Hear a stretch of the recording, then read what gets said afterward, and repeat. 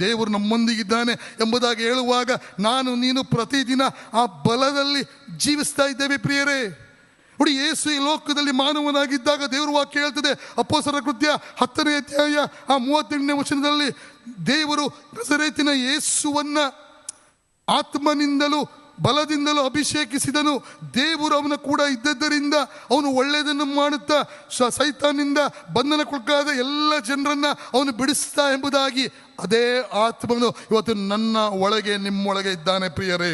ಅದೇ ಆತ್ಮನು ಶಿಷ್ಯರ ಮೇಲೆ ಬಂದಾಗ ದೇವ್ರ ವಾಕ್ಯ ಹೇಳ್ತದೆ, ಅಪೊಸ್ತಲರ ಕೃತ್ಯ 1:8 ಪರಿಶುದ್ಧಾತ್ಮನು ನಿಮ್ಮ ಮೇಲೆ ಬರಲು ನೀವು ಬಲವನ್ನು ಹೊಂದಿ ಯೆರೂಸಲೇಮಿನಲ್ಲಿಯೂ ಯೂದಾಯದಲ್ಲಿಯೂ ಸಮಾರ್ಯದಲ್ಲಿಯೂ ಲೋಕ ಕಟ್ಟೆಗಳಿಗೆ ಹೋಗಿ ನನಗೆ ಸಾಕ್ಷಿಗಳಾಗಿರ್ರಿ. ಇಡೀ ಲೋಕವನ್ನ ಅಲ್ಲೋಲ ಕಲ್ಲೋಲ ಮಾಡಿದ್ದಾರೆ ಪ್ರಿಯರೇ. ಇವತ್ತು ನನ್ನ ಪ್ರೀತಿಯ ಸಹೋದರ ಸಹೋದರಿಯರೇ, ನಾನು ನೀನು ಈ ಲೋಕದಲ್ಲಿರುವಾಗಲೂ ಅದೇ ಆತ್ಮನು ನನಗೆ ಕೊಡಲ್ಪಟ್ಟಿದ್ದಾನೆ. ಆತ್ಮನಿಂದ ನಡೆಸಲ್ಪಡುವಾಗ ಪ್ರತಿದಿನ ಪಾಪದ ಮೇಲೆ ಜಯಿಸುವ ಮಾಡ್ತೀವಿ. ಆತ್ಮನಿಂದ ನಡೆಸಲ್ಪಡುವಾಗ ಪ್ರತಿದಿನ ಶೋಧನೆ ಮೇಲೆ ಜಯಿಸುವ ಜೀವಿತ ಮಾಡ್ತೀವಿ. ಆತ್ಮನಿಂದ ನಡೆಸಲ್ಪಡುವಾಗ ನನ್ನ ಜೀವಿತ ಇತರರಿಗೆ ಒಂದು ಸಾಕ್ಷಿಗಾಗಿ ಕ್ರಿಸ್ತನ ಬಳಿಗೆ ನಡೆಸುವಂತೆ ಸಾಧನೆಗಳಾಗ್ತವೆ ಪ್ರಿಯರೇ.